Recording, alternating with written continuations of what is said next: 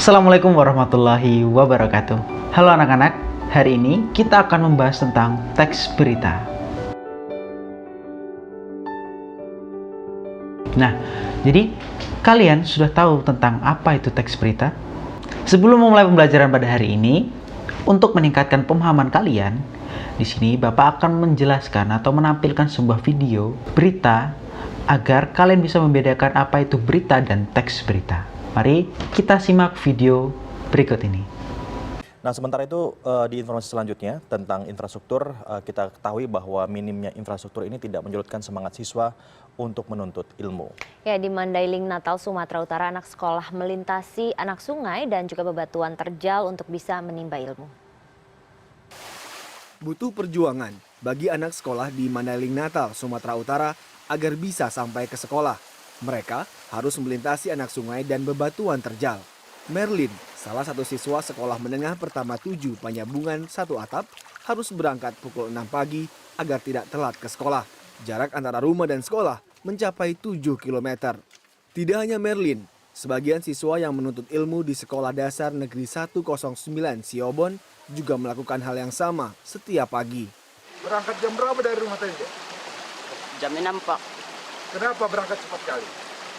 Jauh dari rumah ke sekolah, Pak. Berapa jauh rupanya dari rumah ke sekolah? 2 jam, Pak. 2 jam. Pernah terlambat? Pernah. Oke, kalau misalnya hujan, terus banjir, gimana jalannya? Susah? Susah, Pak.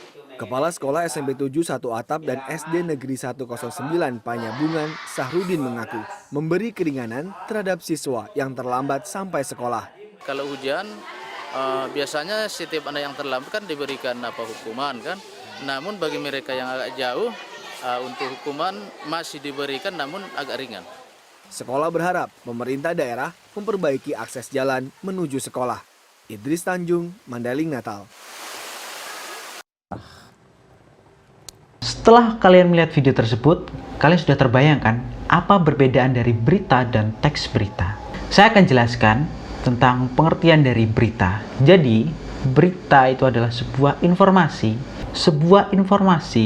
mengenai sesuatu yang terjadi atau peristiwa yang sudah terjadi berdasarkan data dan fakta yang nyata. Disajikan atau dikemas melalui media cetak, siaran televisi, radio, dan dari mulut ke mulut.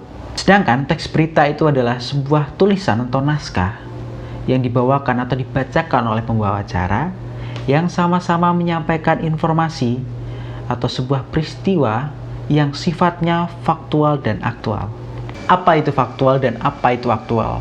Faktual adalah informasi yang didasarkan pada fakta dan dapat diverifikasikan dan ditanyakan sebagai kebenaran objektifnya. Sedangkan aktual adalah informasi terkait dengan keadaan dan peristiwa yang terjadi pada saat ini. Setelah kalian mengerti tentang faktual dan aktual, tentu kita harus memahami unsur-unsur dalam penulisan teks berita. Unsur-unsur dalam teks berita ini yaitu 5W dan 1H. Yang pertama, what, apa, peristiwa apa yang sedang terjadi. Yang kedua, where, di mana peristiwa itu terjadi. When, kapan peristiwa itu terjadi. Who, siapa yang terlibat dalam peristiwa tersebut. Dan why, kenapa peristiwa itu terjadi. Dan how, bagaimana proses terjadinya peristiwa itu terjadi. Setelah memahami unsur-unsur penulisan teks berita, kita perlu memperhatikan kaidah-kaidah dalam penulisan teks berita. Terdapat 5 kaidah kebahasaan dalam penulisan teks berita. Yang pertama yaitu penggunaan kata yang bersifat standar atau baku, tujuannya agar mudah dipahami. Yang kedua, penggunaan kalimat langsung tanpa mengubah kata dan kalimat aslinya. Yang ketiga, menggunakan kata kerja mental, menunjukkan respon dan sikap seseorang. Yang keempat, menggunakan fungsi keterangan waktu dan tempat. Tujuannya agar berita dapat disampaikan dengan jelas. Yang kelima atau yang terakhir, penggunaan konjungsi temporal. Hal ini berhubungan dengan waktu terjadinya peristiwa, seperti kata, kemudian, sejak, setelah, awalnya, dan akhirnya. Nah, itu tadi pembahasan tentang teks berita.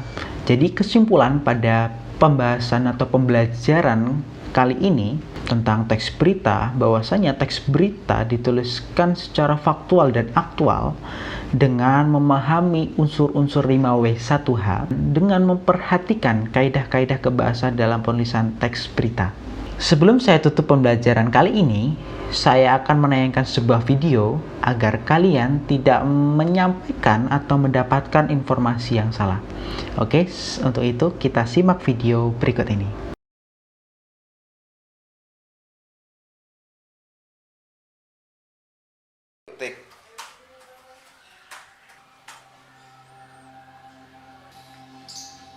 Kenapa lihat kayak begituan, bro? Orang bisa bertindak dan berpikir karena sesuai dari informasi yang dipercayainya kan? Tapi kalau informasinya salah, palsu, atau hoax, gimana coba? Wah, bisa kacau itu.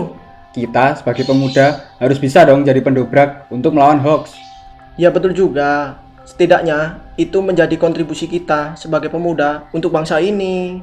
Nah, maka dari itu kita harus paham cara mengetahui informasi yang benar dan terpercaya dong. Caranya gimana? Biasanya berita hoax pakai judul yang sensasional, provokatif. Bacalah setiap informasi secara utuh, jangan setengah-setengah. Lalu kita bandingkan dengan sumber berita yang lain, seperti dari situs pers resmi, situs pemerintah resmi, terkait berita yang dimaksud. Nah, betul. Setelah menonton video tersebut, kita sebagai masyarakat Indonesia harus bisa memilah dan memilih secara bijak berita yang kita baca agar informasi yang kita dapatkan atau kita peroleh memang benar-benar atau sesuai dengan kenyataannya. Baiklah anak-anak, itu tadi video pembelajaran pada kali ini tentang teks berita. Saya harap kalian selalu menjaga kesehatan dan tentunya menjaga diri dengan baik agar kalian bisa menonton video-video pembelajaran saya selanjutnya. Saya akhiri, sampai jumpa di pertemuan selanjutnya. Wassalamualaikum warahmatullahi wabarakatuh. Bye.